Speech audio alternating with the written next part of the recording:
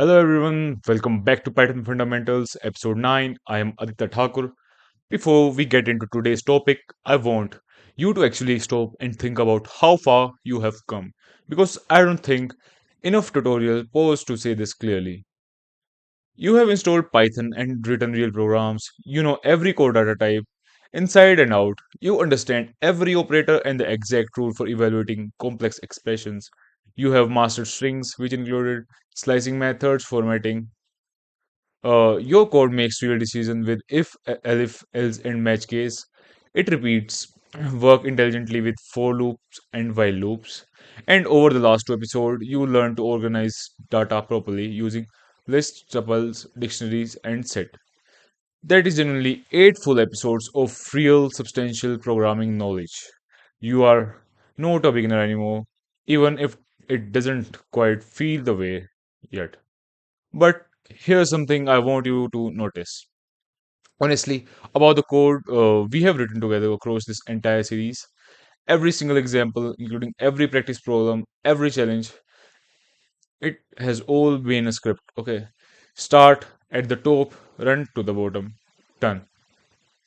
If you wanted to reuse a block of logic somewhere else in the same program, you would have had to copy and paste it. If you wanted to run the same calculation on 5 different sets of number, you would have had to retype that calculations 5 times. That's not how real software is built, and it's genuinely the last major gap between where you are right now and being able to write real, organized, professional feeling Python code. Today, that gap closes. Today, we are covering functions, and I want to be completely upfront with you. This is the longest, densest episode in the entire series so far, defining and calling functions, parameters, and argument in full depth, including some genuinely tricky corners like args and kwargs, return values and scopes and lambda functions. If I had to pick one single episode in this entire series and say, uh, this is one that actually changes how you think about writing your code. It is the one. Everything before this taught you the building blocks. Now, functions are what let you actually build with them. Serious note on pacing today. This episode has more content than any other episode so far, and it deserves to be watched slowly. Don't feel like you need to get through this in one sitting. Pause more than usual.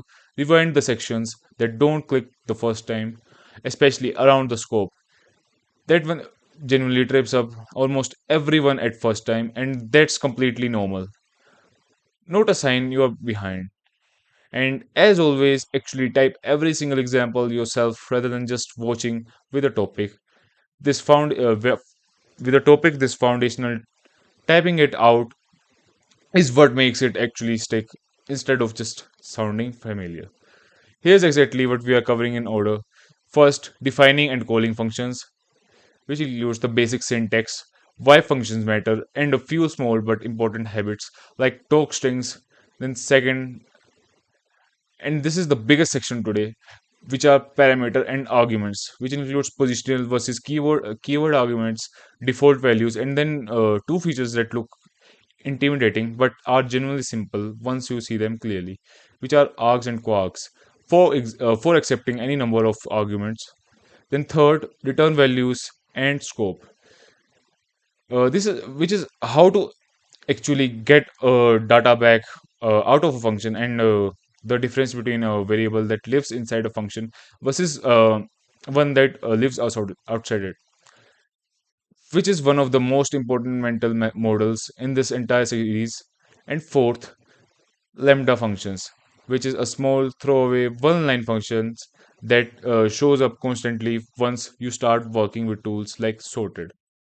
By the end of today, you will be able to write functions that are genuinely flexible and reusable, not just repeating a fixed block of code, but adapting to whatever input you give them. Let's get into it.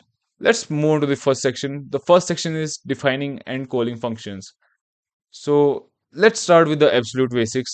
How do you actually create a function in Python? Let's write your first function code. Open your VS Code. Now, def greet print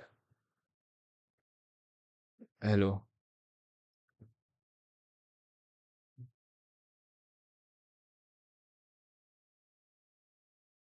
Now call the function greet.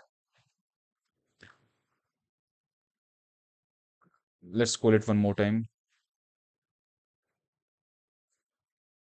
Now let's see what happens.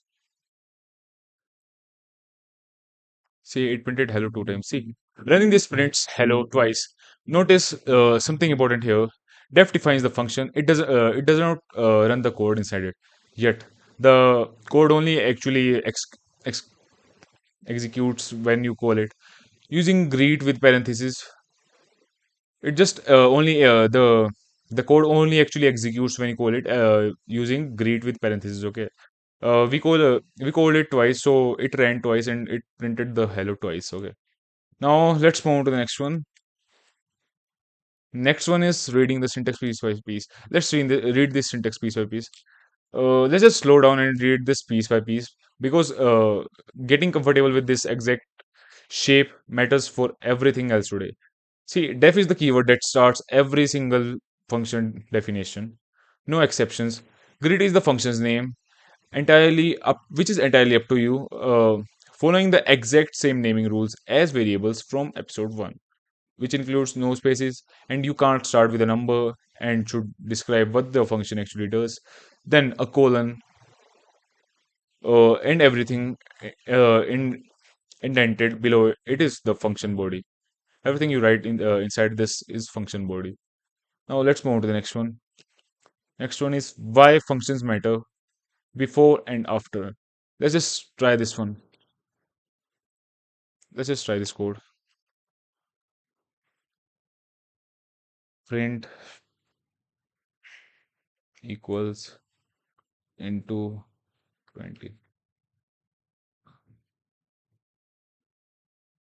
Print equals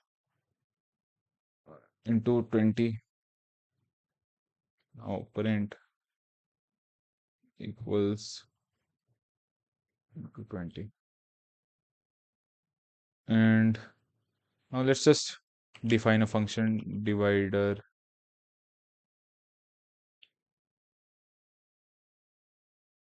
Print equals 20.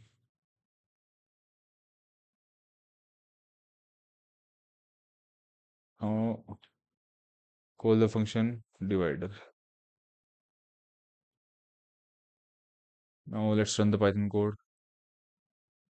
See what we got. See, this is generally the entire point of functions in one example. Instead of retyping the same logic every single time, the- retyping the same logic every single place you need it, you write it once, give it a name, and call that name whenever you need it. Like here, uh, if you ever need to change how a divider prints, you change it in this only, in this one place only, and every single call to divider automatically gets changed. Now let's move to the next one. The next one is functions must be defined before they are called. Let's test this out. Let's just call a function without defining it. Uh, Wait. Greet def greet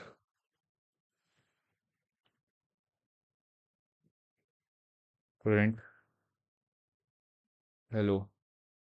Wait.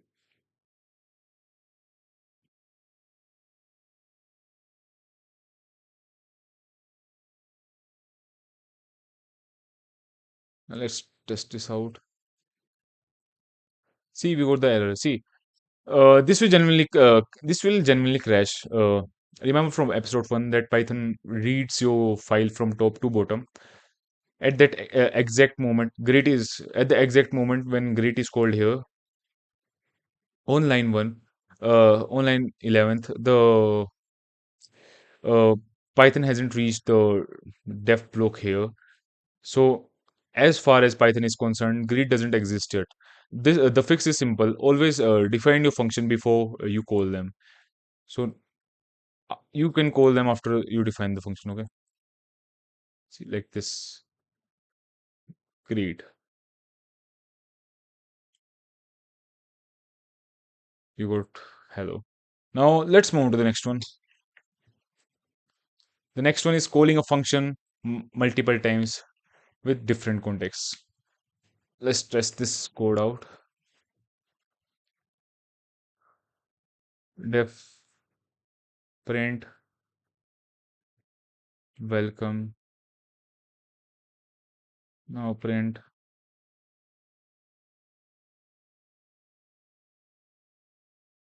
welcome to the program. Now print welcome, print welcome. Let's call this function. Now let's test this out. See,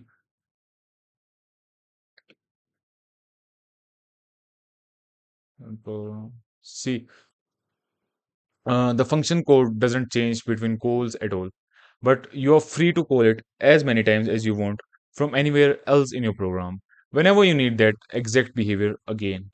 So let's move on to the next one.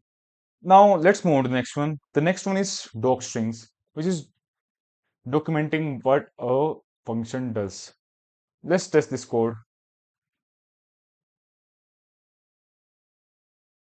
Uh, def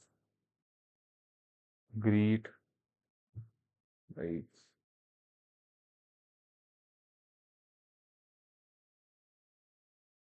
Let's try this one.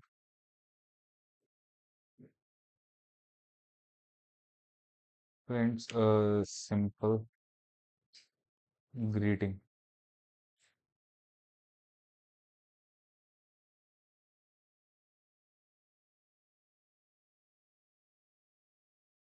Oh,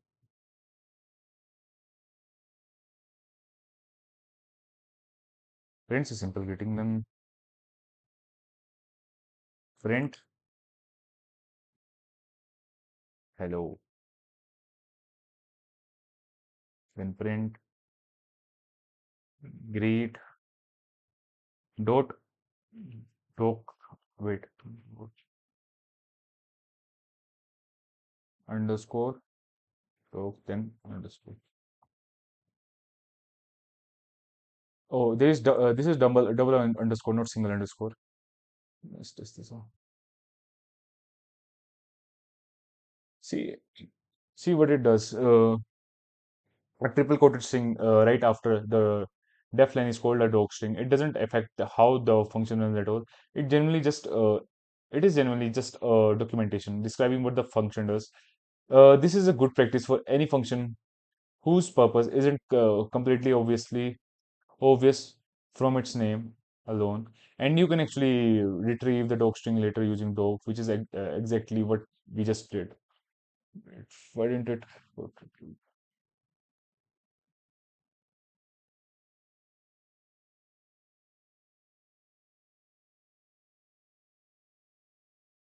Now let's move on to the next one.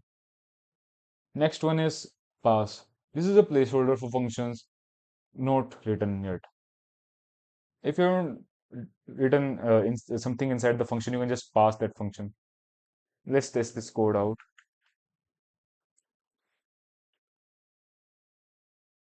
Def calculate then text, then pass pass calculate text. We'll call this one. See, pass is generally nothing at all. It is just a placeholder.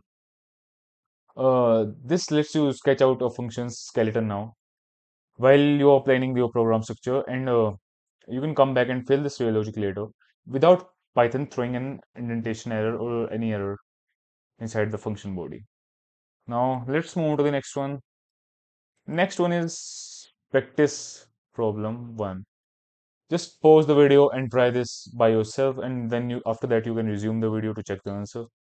What's the question? Write a function called print stars, then that prints a line of 10 asterisks. Call it three times in a row. Add a docstring describing it, what it does. Then print the docstring using doc. Let's test this out. Def print stars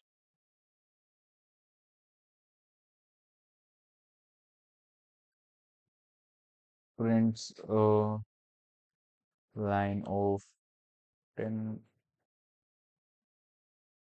this risks. Then we'll print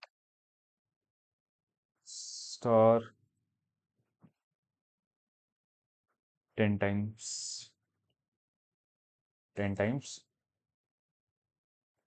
and print underscore stars.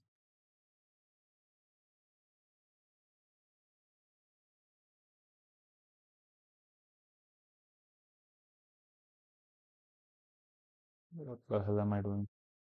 See, like this, call this out. Call this again, print stars, and call this again, print stars. And now we have to print the docstring, print stars, dot, underscore, dot. We have to print this.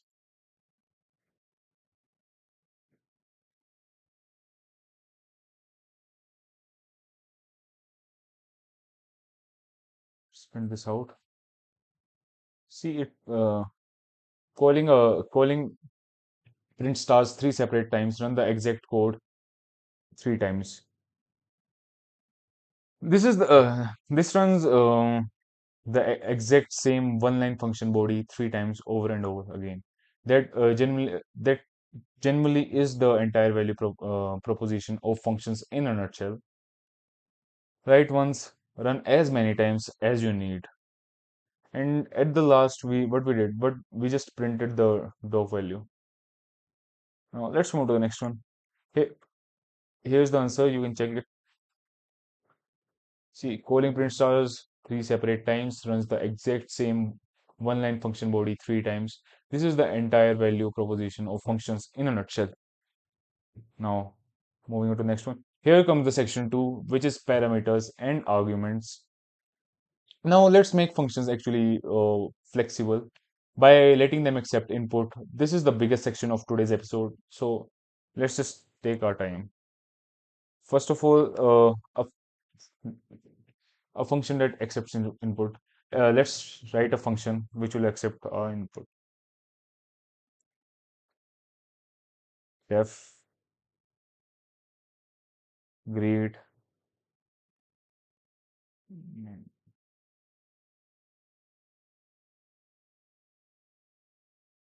and f.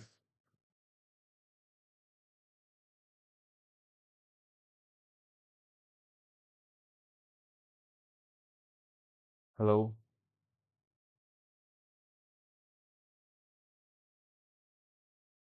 The name. After that, greet Sam. After that, greet Alex.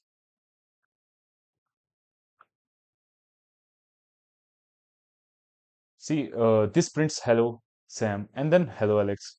Name here is called a parameter, which is a placeholder variable that lives inside the function's definition.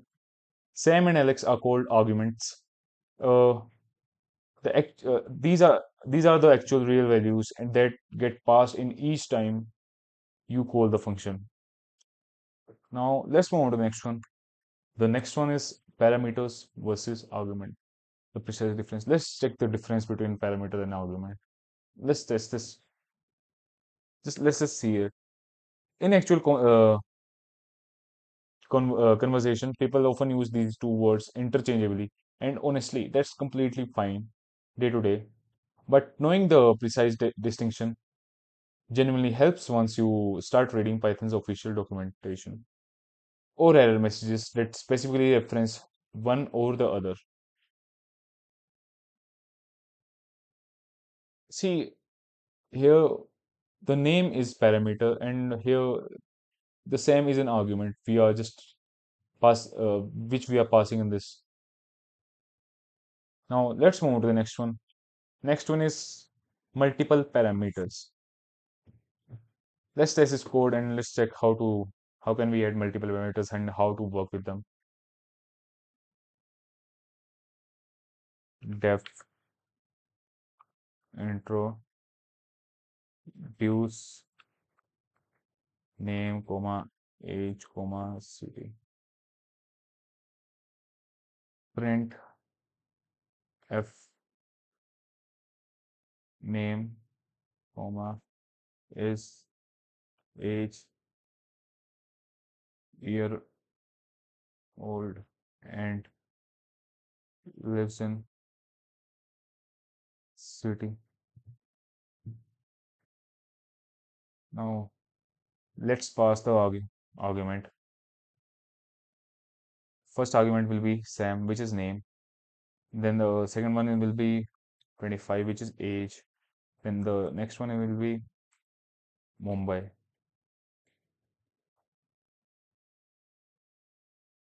See what we got. Sam is 25 years old and lives in Mumbai. See what we did. Separate multiple parameters with commas in the function's definition, and then pass matching arguments in the same order when you call it. Okay, this is called positional matching. This is called positional matching. But what we did, we just passed the argument over here, which was in the same position as the parameters. Python lines them up purely by position. Python will line the argument and the parameter together because of their position. Now let's move on to the next one. Next one is positional arguments. Let's test this out. Def introduce name comma age. Now print mm, age.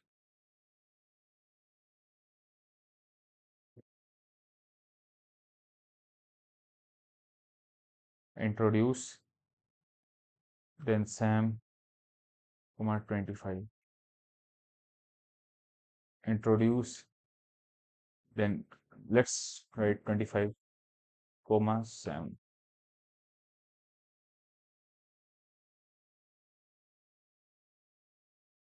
See, this is exactly why they are called positional arguments. Specifically, here Python matches them to parameters purely based on order, not based on what they actually mean. Swap the order and Python doesn't complain at all. It just silently produces nonsense output like this. 25 is Sam. What we wanted, Sam is 25, but we got 25 is Sam because of this positional swap. See, the Python just silently produces nonsense output over here. This is a generally sneaky category of bug which we have to watch for. Now let's move on to the next one. Next one is keyword arguments. Let's test this out. Def then introduce name comma age print f string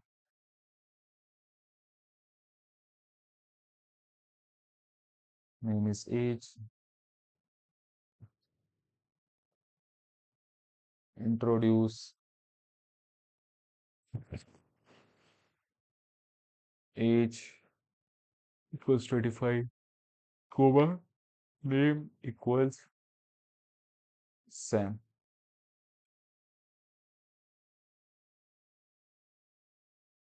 See, by explicitly naming which value goes to which parameter, you can pass your argument in any order you like.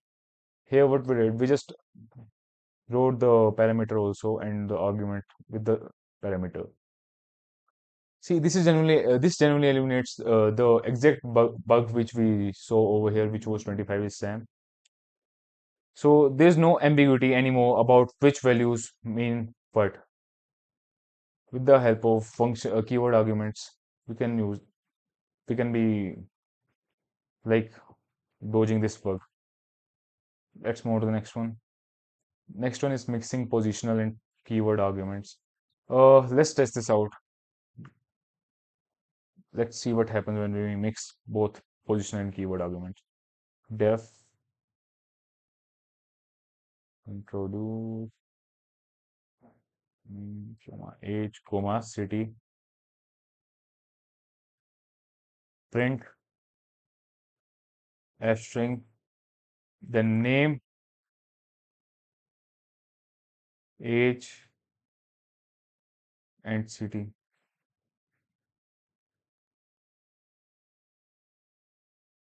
Introduce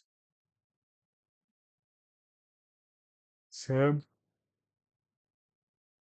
comma, city equals Mumbai, comma, age equals 25.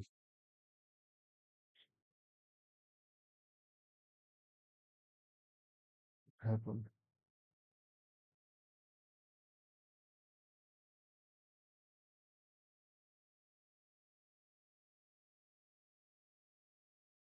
See, you are allowed to mix both of the style in single call, but positional arguments always have to come first. Okay, you can't just write the keyword argument first.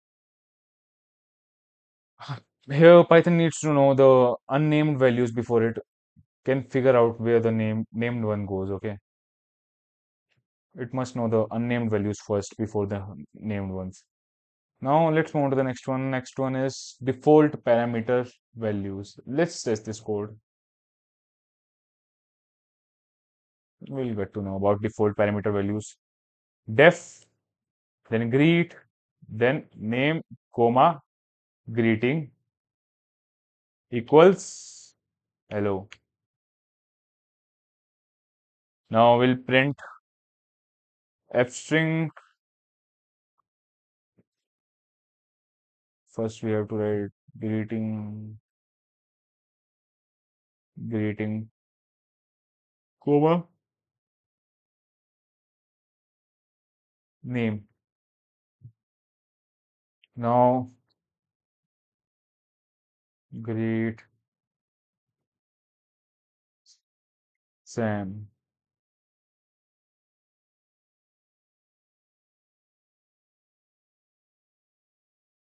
Now greet Sam, comma, hi. See, wait,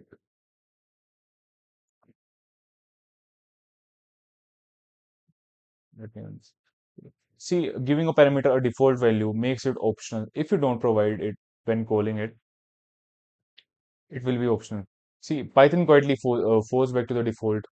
If you do provide a value, yours overrides that default completely. The value you will provide will override the default value. Like over here, say, hi Sam, hello Sam.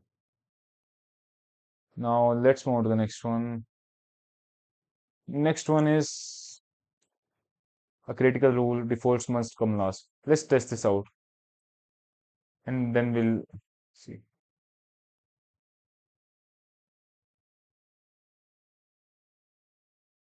Let's see what happens when we don't call the default on last.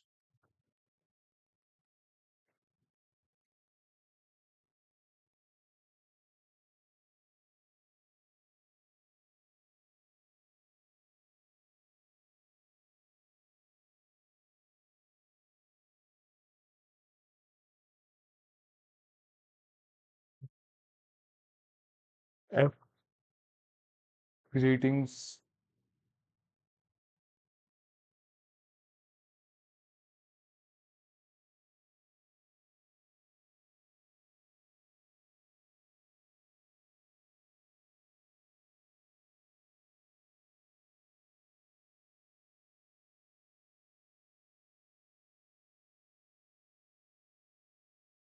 See, this one will not even work. It is straight up a syntax error. See, Python needs to know precisely where the required arguments end and the optional ones begin. So the rule is strict. Every parameter with a default value must come after every parameter without one. There are no exceptions in this. See, what we did here, we wrote the parameter without the default value after the parameter with default value. So we got the syntax error. Now let's move to the next one. Next one is a realistic example based on a configurable function. Let's test the code. You just comment out, comment this out first.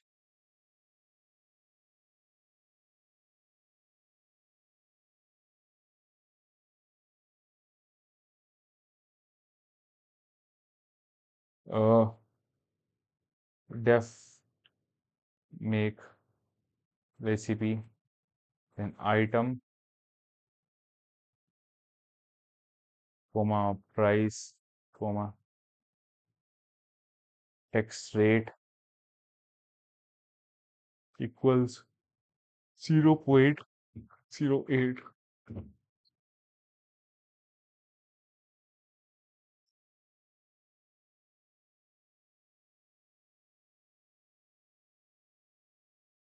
Total equals price into 1 plus of text rate. Now print f item, then dollar sign, then total dot to f. Now after the function, call the function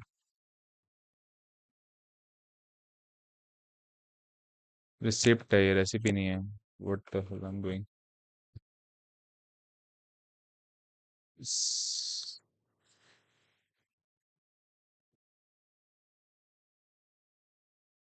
Receipt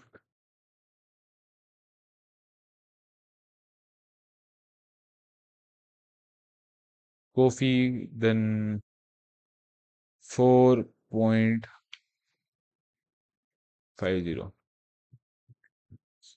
then make receipt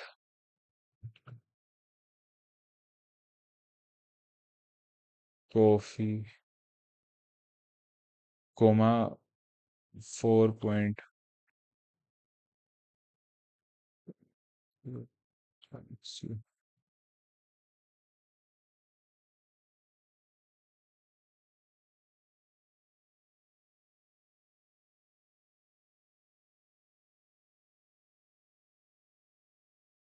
See, we got coffee 4.86 and then we got coffee 4.50. See, text rate 0.08 gives a sensible default that works for most callers, but anyone calling this function can still override it. For example, passing 0.00 for a text-free scenario.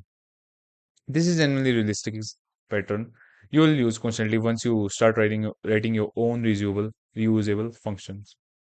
This will be very useful over there. Now let's move to the next one. Next one is args, which is accepting any number of positional argument. Let's test this out.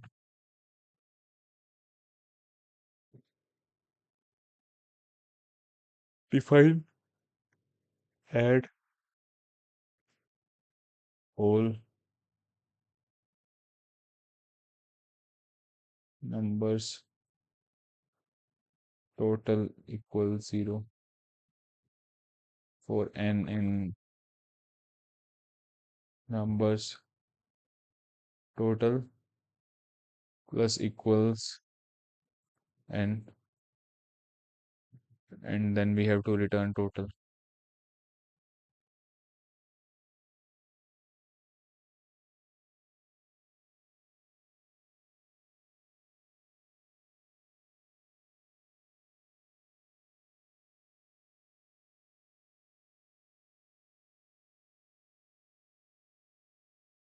It print add all 1, comma 2, comma 3, comma 4.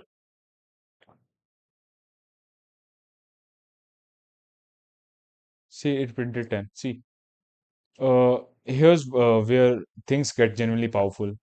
See, what happened here? See, asterisk numbers collects any number of position argument, 1, 4, 100, it doesn't matter, into a single tuple. It just collects every any number into a single tuple. You don't need to know in advance exactly how many values someone is going to pass there. Now, let's move to next one. Next one is proving that star args is just n tuple. Let's try this out and let's see.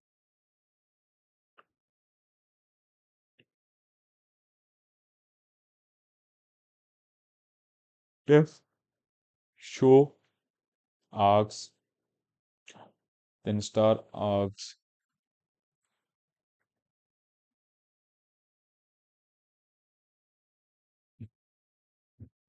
Now print type of args,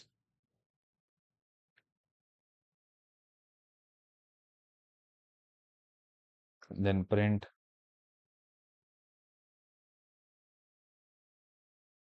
normal args करेंगे हम print. Now show args 1 comma 2 comma 3.0.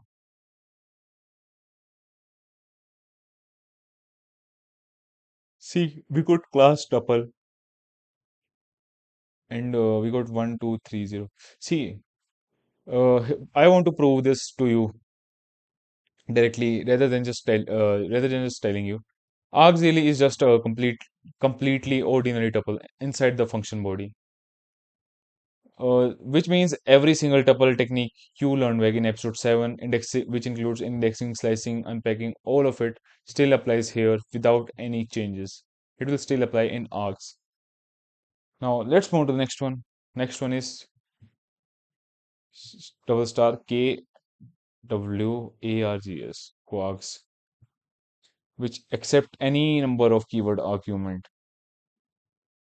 Let's test this one. Def print info double star details keyword argument है ये for key comma value in details dot items,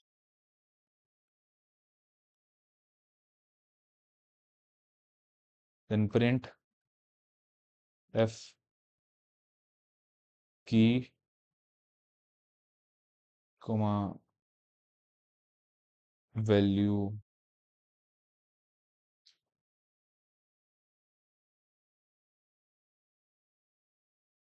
print info, then we'll pass the value name equals Sam, age equals 25. See, we got Sam, name Sam, and age is 25.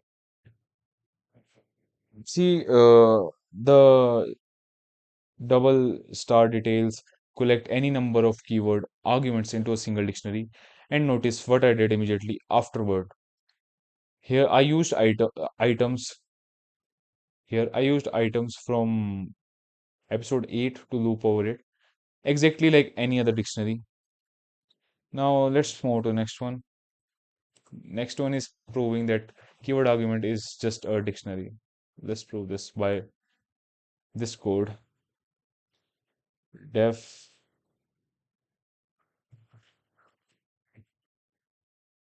show kwargs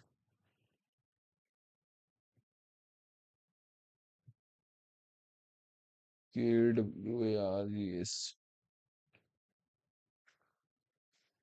print type.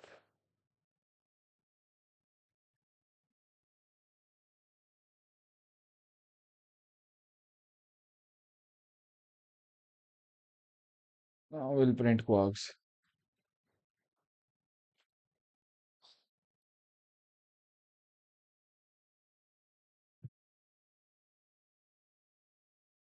Now show kwargs equals 1 comma b equals 2. Let's print this out. See, we got class dictionary. See, the what happened here? See, this is same proof as before, just for the dictionary side this time. Quarks generally is just a plain ordinary dictionary inside the function. Every single dictionary method from episode 8 works on it directly. No special handling required.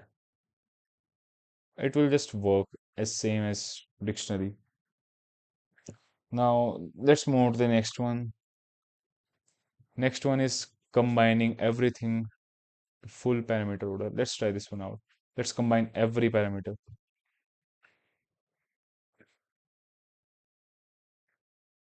Def full example a comma b comma c equals 10 comma star args comma double star quarks, then print comma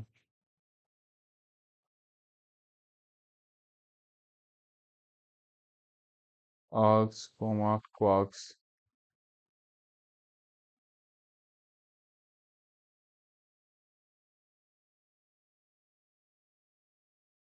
Now full example,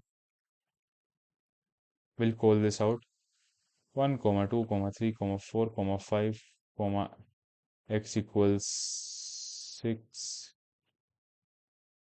comma y equals 7.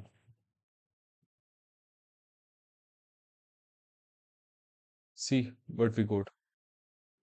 We got first a 1b equals 2. This was this.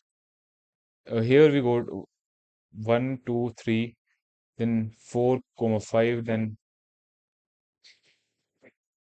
here comes the dictionary x equals 6 and the key is y, value is 7. See, this is the required order Python enforces. Regular position parameter first, then once with defaults, then star args, and then quarks. Always in the same sequence. You won't necessarily write a function this complex every day, but recognizing this pattern matters enormously once you start reading real professional Python code. Now let's move on to the next one. Next one is the practice round 2. As usual, pause the video and try this question by yourself, and then you can watch the video to check the answer. What's the question? Write a function called build profile that takes a required name pattern, an optional age parameter, defaulting to unknown, and accepts any number of additional keyword argument for obvious, favorite color, etc. Now print everything clearly formatted. Call it with at least two extra keyword arguments. Let's test this out.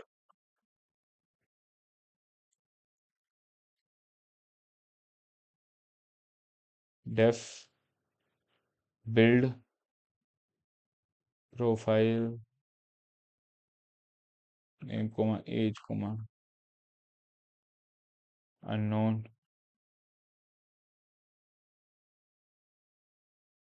then comma extra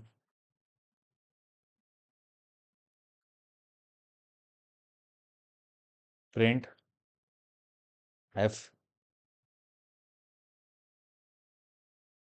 name is name, comma age is age.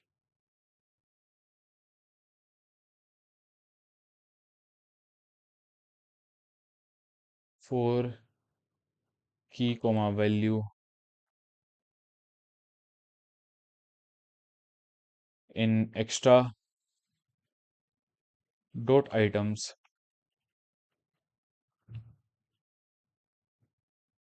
will print f key then values,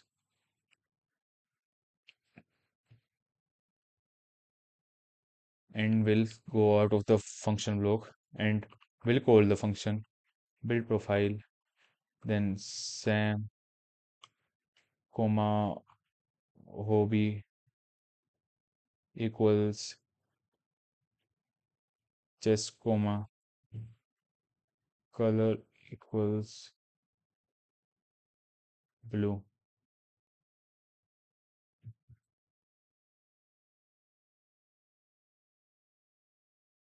See, name is required, age has a sensible fallback, and that double star extra scopes up any additional named details the caller wants to include, and however many there are, जितना भी होगा वो सारा को include कर देगा, no matter how many there are.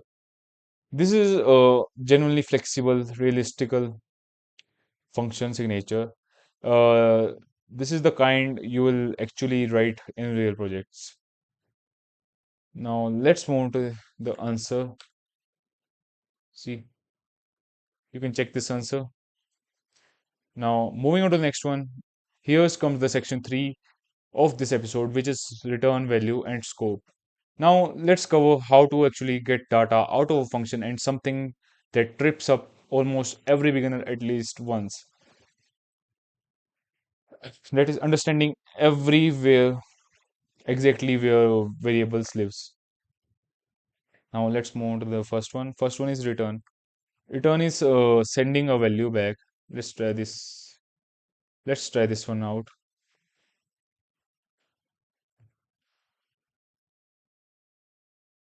Def add a comma b, return a plus b, a plus b. What's happening? Result equals add 3 comma 4. Now print result.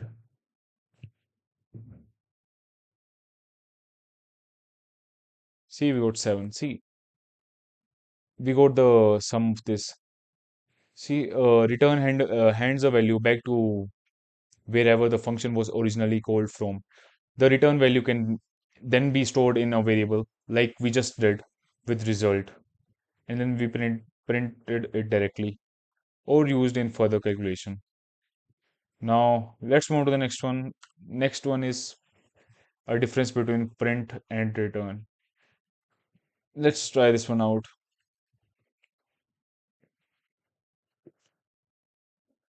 Def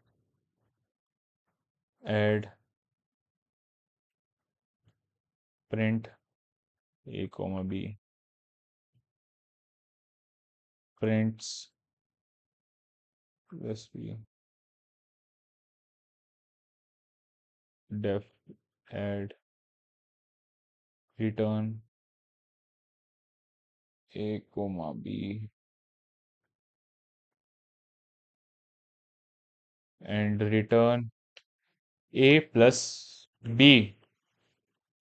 And now what we'll do, we'll add print 3 comma 4 y equals add return 3 comma 4.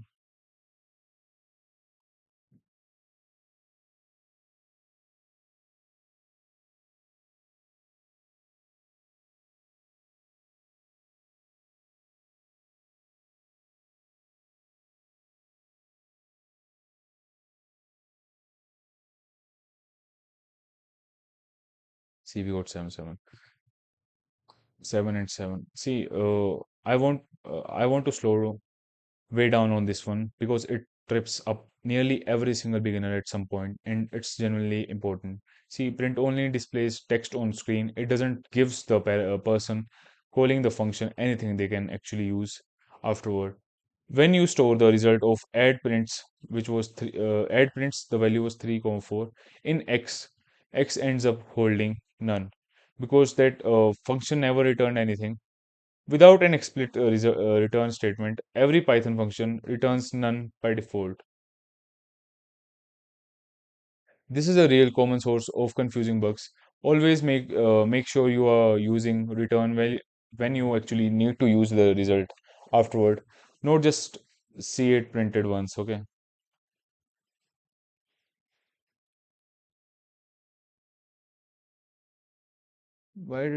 is it printing this one first? Wait, a comma b, then a plus b, a plus b. Just displays it. Okay, I got it. Now let's move on to the next one. Next one is return. Immediately exits the function. Let's test this out.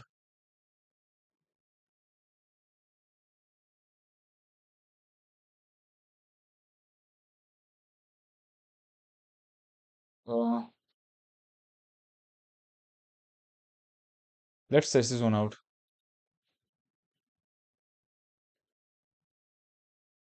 Def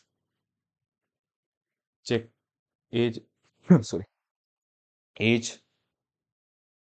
If age less than 0, return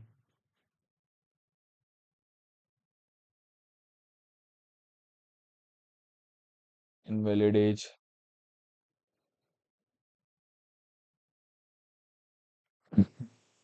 If age less than 18, return minor. Else return adult.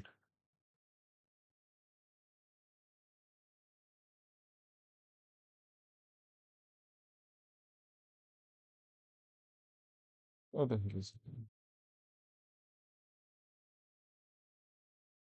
Oh, I have to wait. Age. Oh, which should I pass? Like 18. Let's pass 13. Check age. Now let's print this one.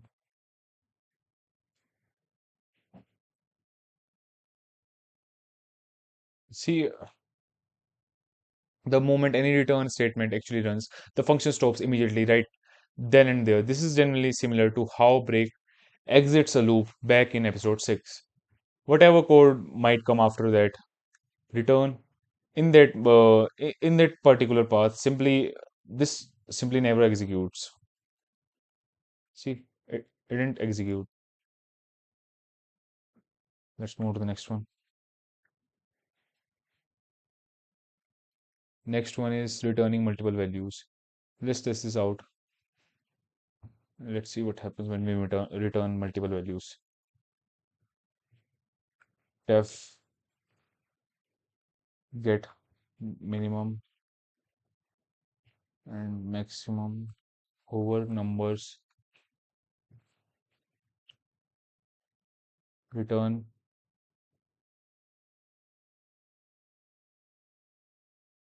minimum numbers comma maximum numbers. Wait. And low comma high equals get minimum maximum among 4 comma 8 comma 1 comma 9.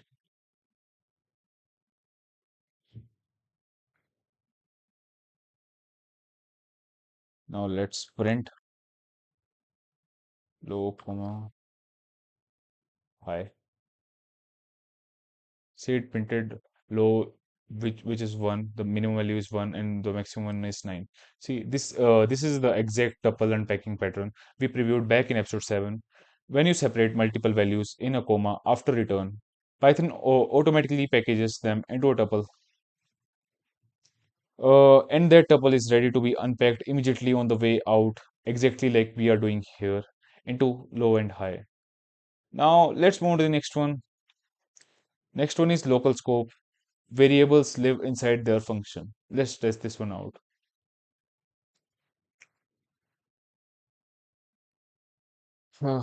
The variables inside the function is local scope variables, okay? It will only will be working on functions on function and local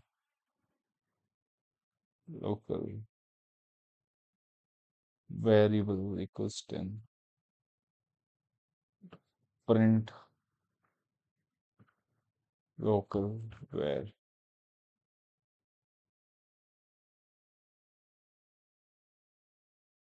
my function, let's call the function and then let's print the local variable value local where. Let's print the function.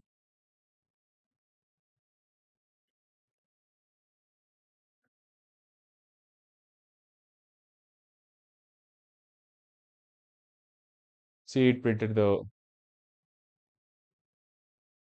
local variable value because we called the function. Okay, let's just remove this and let's see what it prints.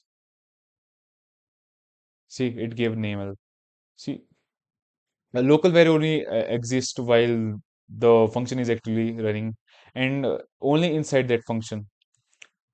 The moment the function finishes executing, the variable is completely gone. It genuinely never existed anywhere outside the function in the first place. Trying to access it afterward raises a name error, the exact same error from way back in episode 1 when we tried calling a function before it was defined. Now, let's move on to the next one. Shift. Next one is global scoped. Variables defined outside the functions. The variables we define outside the functions are the global scoped variable. We can use them inside the function and outside the function if we define them outside the function. Let's test this out.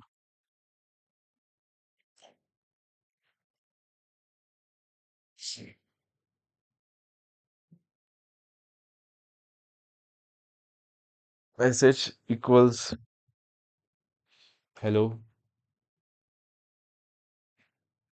Now def show message will print message, and then we'll just call the show message.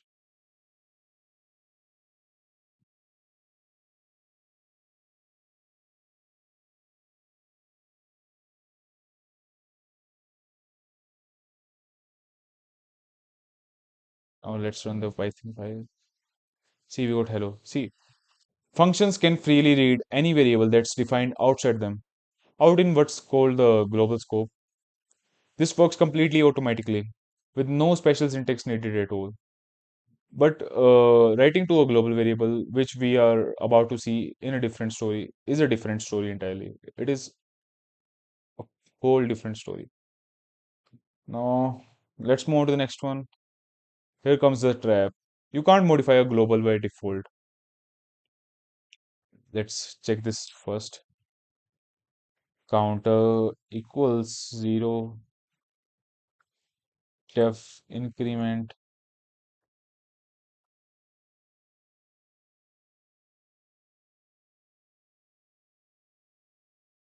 counter plus equals 1. Increment को call करते हैं एक बार. See, it gave us error. See, this genuinely surprised everyone the very first time they hit it. The instant you assign to the counter anywhere inside the function, Python decides counter is a brand new local variable for that entire function, but then it immediately tries to read counter's current value. Before that, no local variable has ever been given one. Here's hence we got the unbounded local error. Now let's move on to the next one. Next one is the global keyword. Let's try this one out. Counter equals 0, def increment,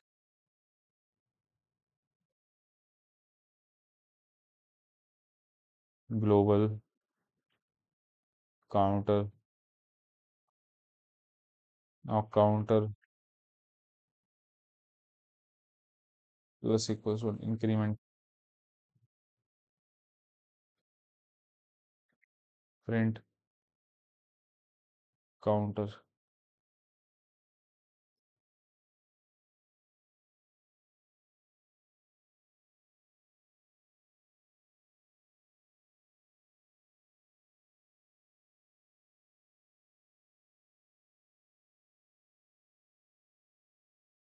See, wait, what we got one. The global keyword explicitly tells Python no. Okay, use the outer counter variable. Don't create a new local one. The global keyword just tells the Python that no to use the uh, use the outer counter variable. Just don't create a new local one. This is generally useful to know exists and to recognize when you see it in other people's code. Now let's move to the next one. Next one is why return is almost always better than global. Let's test this one out. Then we'll know. Def increment, then global counter,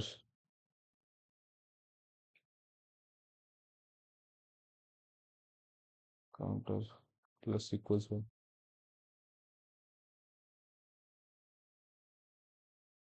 Def increment,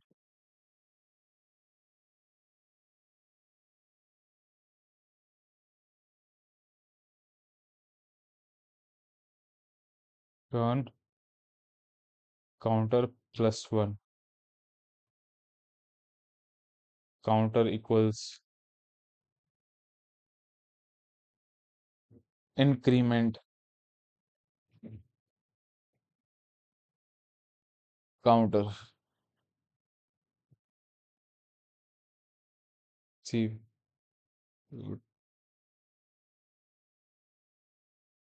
see, that said, in real professional Python code, the return version on the right is almost always preferred over using the global.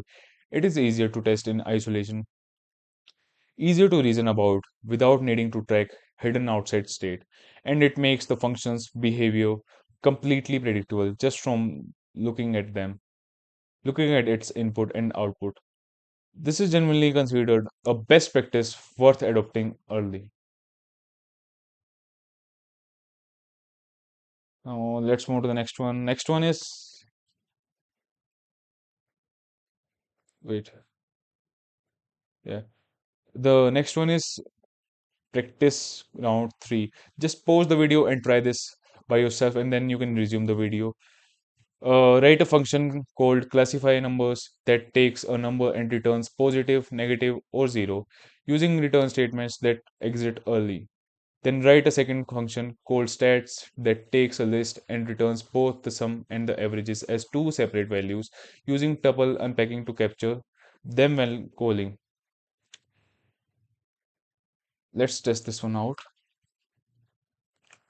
Def classify number, then n. If n is greater than 0, and return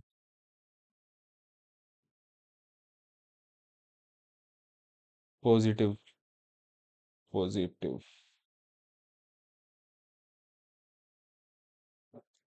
If n is less than 0,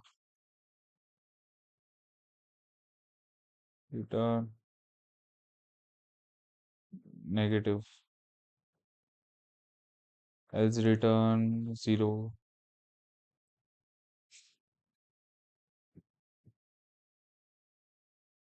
Def stats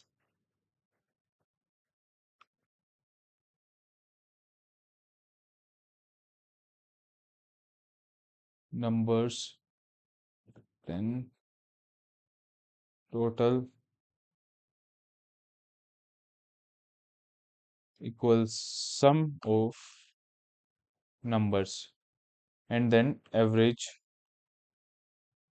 equals total of length of number.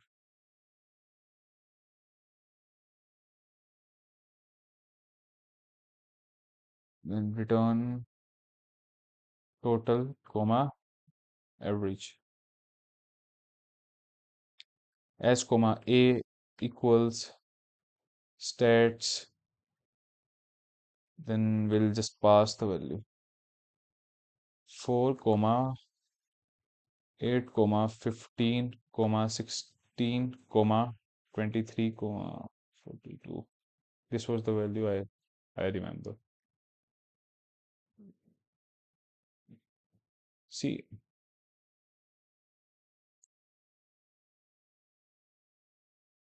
wait, stats को call कर देते हैं एक बार. Python.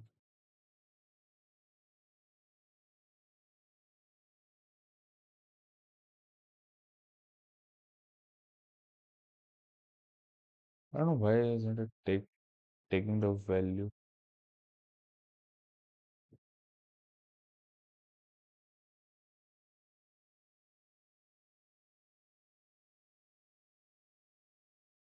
Why isn't it returning the value? Hmm. It will return this value. Just let's just understand what will happen. I don't know why it is not returning the value.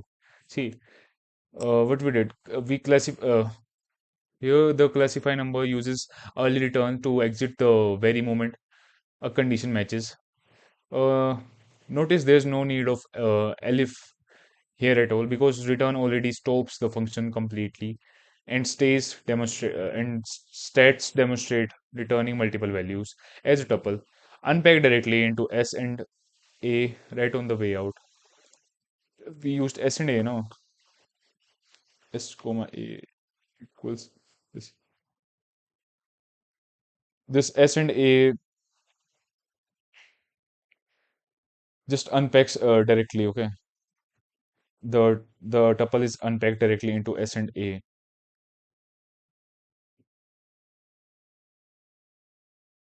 What happened? Now let's move on to the next one. Let's just check the answer first. See, def classify if n this returns 0, def stats number, total sum numbers, average equal to total by length numbers, return total, comma average, s comma a equals stats, then this value, the argument we are passing and this. See what's happening. Classify numbers using early returns to exit the moment a condition matches, while stats demonstrates returning multiple values as a tuple unpacked directly into S and A on the way out. Now let's move to the next one. So here comes the section 4, which is the last section of this video, lambda functions. Finally, let's cover small single expressions, throwaway functions written in a single line. These are the lambda functions. Now let's move to the first one. A regular function first. Let's print a regular function first. Def square x return x into 2 print square 5.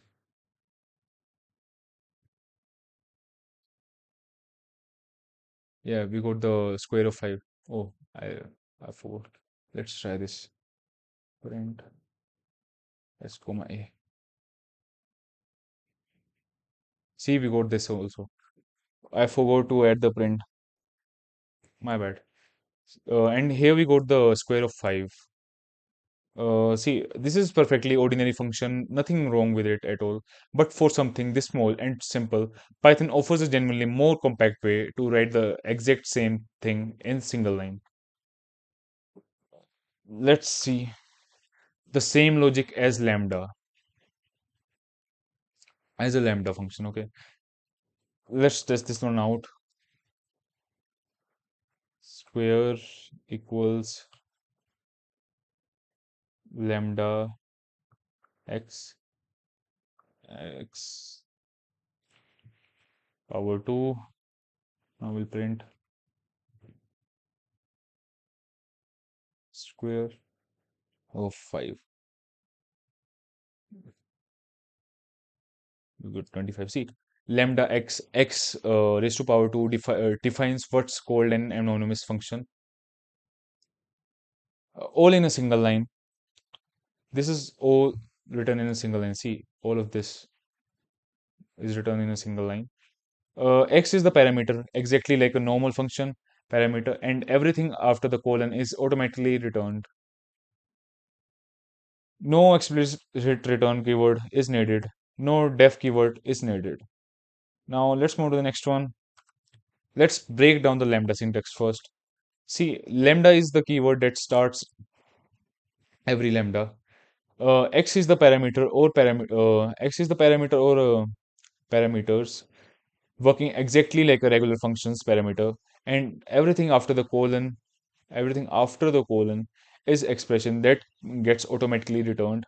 The one real restriction is lambda can only contain a single expression, not multiple statements, no loops, no if, elif, no else, no else blocks, just one value producing expressions. Okay. Now let's move to the next one. Next one is lambdas with multiple parameter. Let's test this one out. Add equals lambda a comma b a plus b. Wait. Now we'll print add and pass the value 3 comma 4. Let's see, we'll get 7. See, we got 7. Same comma separated pattern list as any regular function. The lambdas absolutely support multiple parameters. They are just restricted to that single expression coming after the colon. We can just add single expression, no matter like how much parameter we pass. There must be single expression after the colon. Uh, let's move to the next one. Where lambdas actually shine. Let's know about sorted. Uh, let's test this code first. Then I'll make you understand. People equals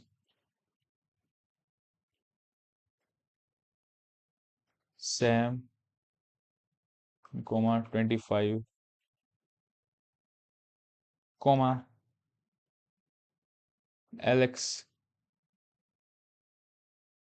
comma 19, comma Joe, comma 30. Now by age equals sorted people, comma key equals lambda p p1, and now print by age. See, this is generally where the lambdas prove their worth. The sorted accepts an optional key argument, which is a function that tells it exactly why to sort by, rather than writing an entire separate named function just for this one time sorting need. Lambda fits perfectly right there in line exactly where it is used. Now let's move on to the next one. Next one is lambdas with filter. Let's test this one. Let's test this code, then we'll see how to use filter. Numbers equals comma 2, comma 3, comma 4, comma 5, comma 6, comma 7, comma evens equals list, and then filter हम अब डालेंगे lambda को lambda n colon n modulo 2 equals 0 gives numbers,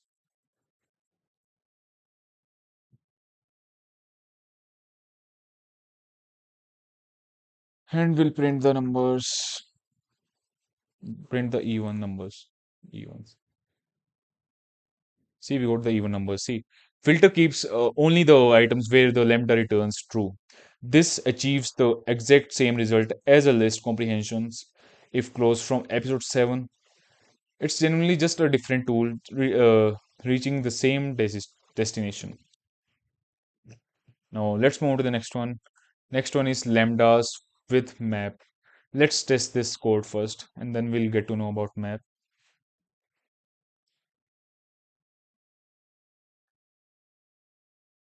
Numbers equals 1, comma 2, comma 3, comma 4.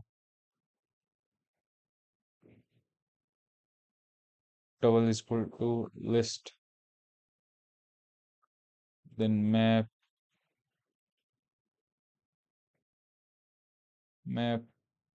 then lambda n colon n into 2, comma numbers डाल देंगे अब इसको, अब डालेंगे प्रिंट करेंगे हम डबल को. Now let's see we got the answer. See, map applies the lambda to every single item in the list and collects all the result together. Again, this is genuinely just another way of writing the exact same thing a list comprehension already does. This is the exact same thing. Now let's move on to the next one. Next one is lambda versus list comprehension difference. Which should we use? Let's test. Doubled equals list, then map, then lambda n into 2, comma numbers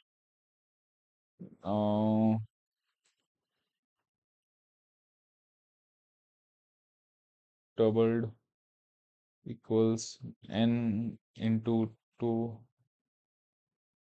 4 n in numbers. This is from episode 7. This is from today's episode. See, both of these produce same results in modern Python. The list comprehension are generally considered more readable for straightforward transformations like this one, where map and filter generally shine. Where map and filter genuinely shine is when you are combining them with something like sorted or something, where of lambda fits naturally so as that key argument. Now let's move on to the next one. See, both produce the identical result in modern Python list comprehension are generally considered more readable for this kind of transformation. Map filters shine most when combined with sorted or an already existing function. Now let's move to the next one. Next one is when not to use in lambda. Let's try this one out. F equals lambda x x into 2 if x 0 else minus x into 2 if x less than 0 else 0. See, this is getting very complicated over here. Uh, let's just print f.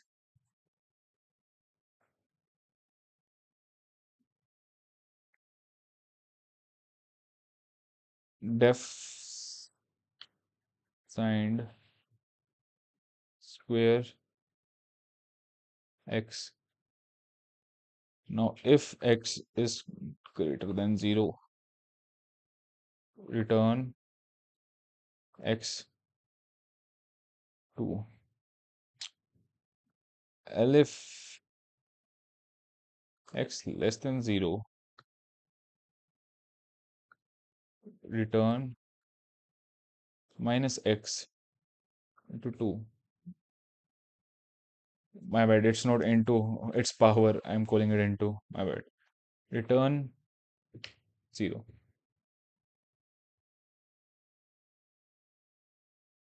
Oh, wait, we haven't given the value of x. X is equal to just let's say 2. And here just call the function. Mm, signed square 2.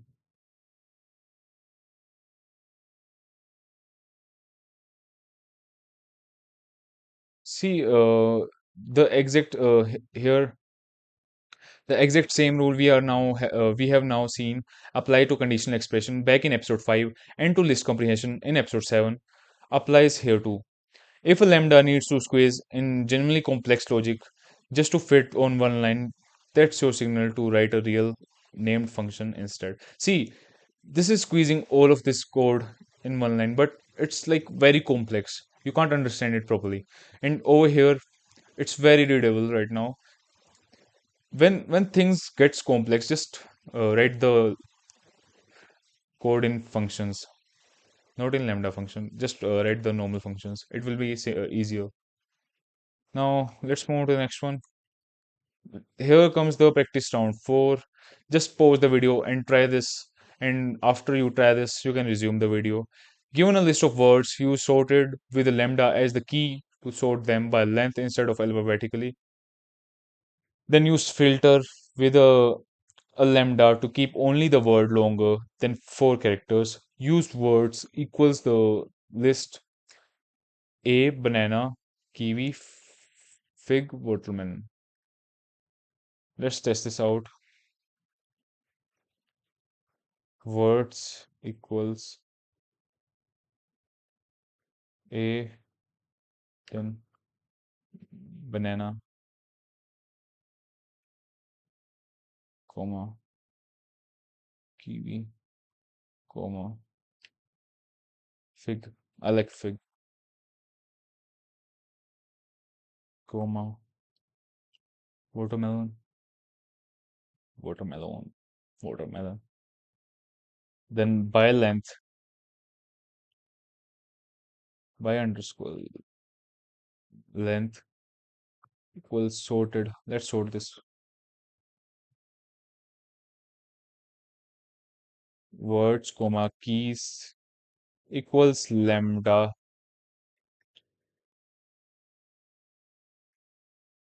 w, then length of w. Now print by length long words equals list. Then filter करते हैं इसको filter lambda से filter करेंगे lambda W length must be length of W should be greater than 4 comma लगाते हैं words wait what I did here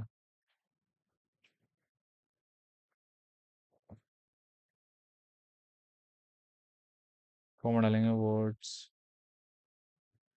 and now print कर देंगे long words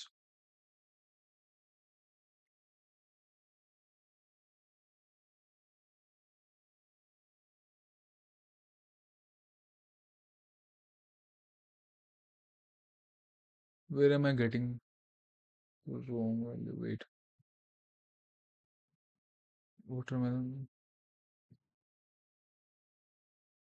sorted words comma keys is equal to lambda w. What's happening over here? Let's check this out first. Print by length, then long words equals list filter lambda w length.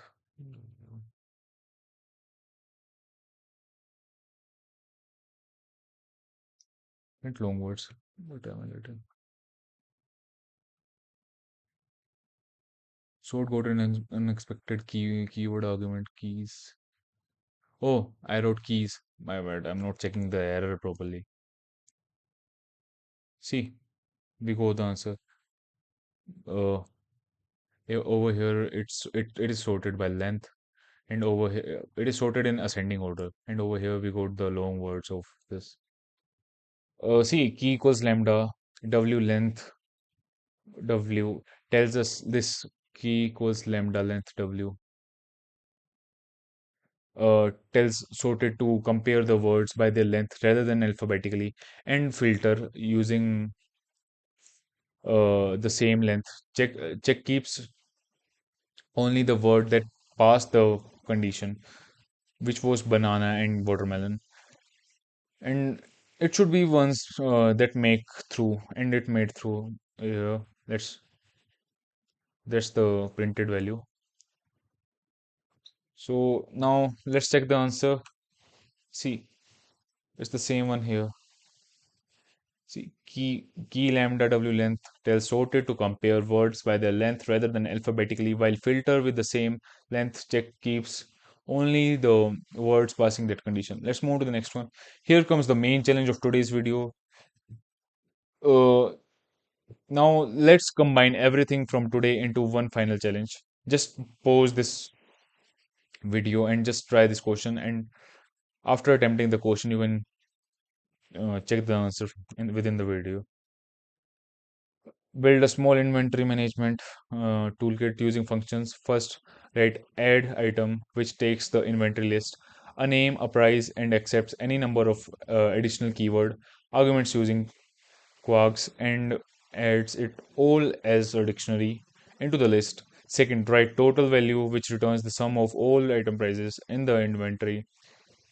Third, use sorted with lambda to sort the inventory by price, and finally print the results clearly. Now, let's attempt the question. Def add item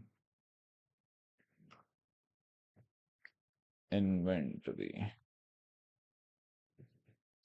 Then name, comma, price, comma. Then we have to use quark details.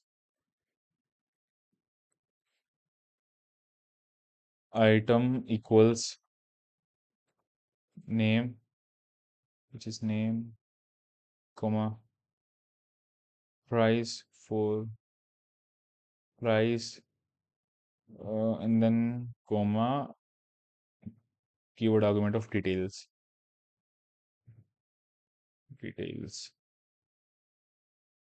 Now inventory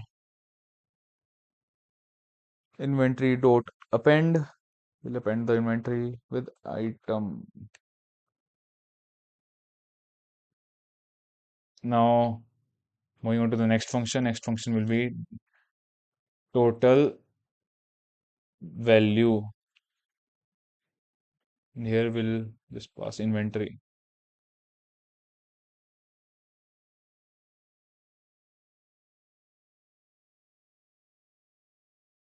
Return some item.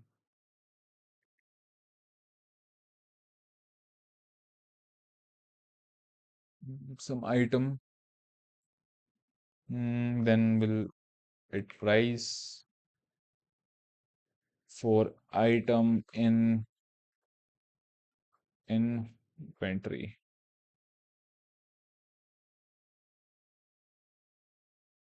Now we'll just make the list of inventory empty list.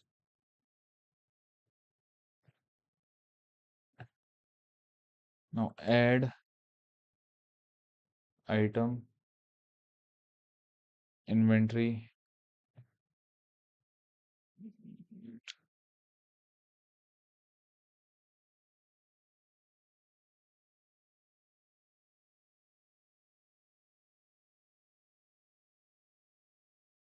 where I'm getting plus equals, yeah, inventory. Then add mouse comma 20 comma, let's suppose brand equals Logitech Logi. Now add item, we'll add the item inventory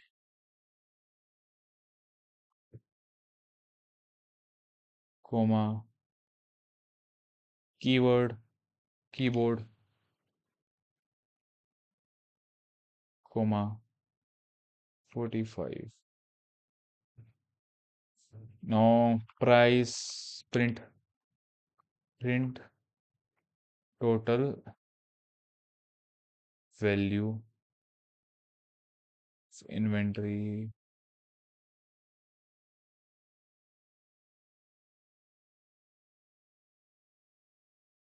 Now sorted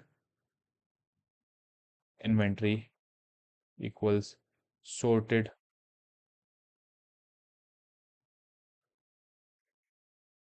inventory comma key equals lambda I, यहाँ पे लिखेंगे I, then इधर आएगा price string के अंदर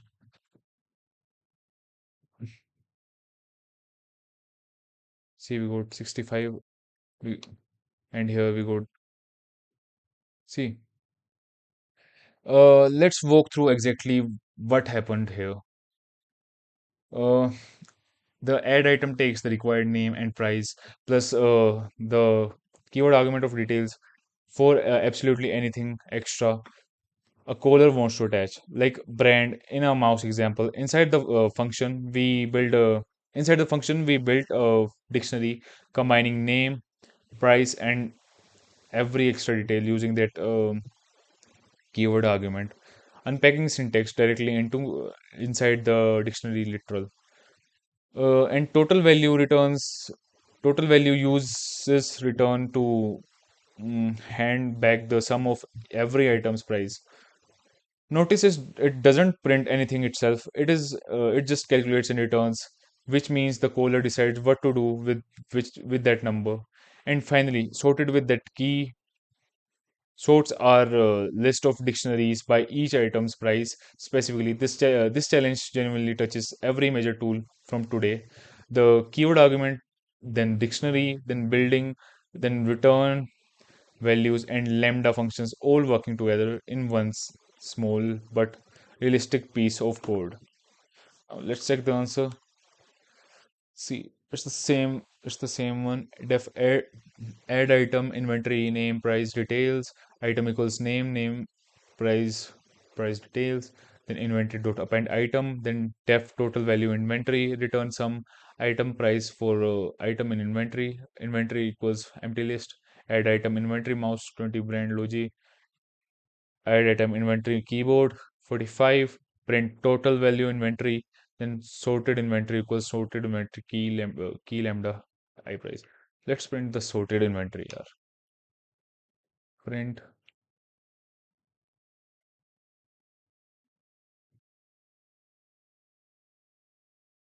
Let's run the code. See, we got the sorted inventory. Name, mouse, price 20, brand, logi. Then name, keyboard, price 45. This is the sorted inventory. And this is the total value inventory 65. Now let's move on to the next one. So here comes the recap of this video. Let's just recap everything we covered today because there was genuinely a lot of it. We covered defining and calling functions, which included the def syntax, why functions matter for avoiding repetition, then docstrings, and then pass as placeholders. We covered parameters and arguments in full depth, in which we covered positional versus keyword arguments, default values, and the rule that they must come last, and then the arg, the star arg and the keyword argument for accepting a flexible unknown number of inputs. Then we covered return values and scope, in which we covered the critical difference between print and return, early returns and returning multiple values as a tuple, and the difference between local and global scope, including why return is generally preferred over the global keyword. And we covered lambda functions, which was small one-line functions that genuinely shine when paired with tools like sorted, filter, and map.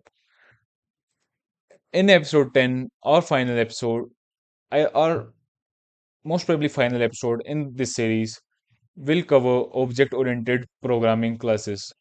Programming, which include classes, objects, and everything that comes with them. And we are closing out the entire series with complete mini project where you will bring together everything from all of these episodes into one real program you build yourself from scratch. If today felt like a lot, that's genuinely because it was. Functions are a real turning point, and everything from here forward builds directly on top of what you have learned in this episode. So hit the subscribe so you don't miss the finale. See you in next episode. Bye bye.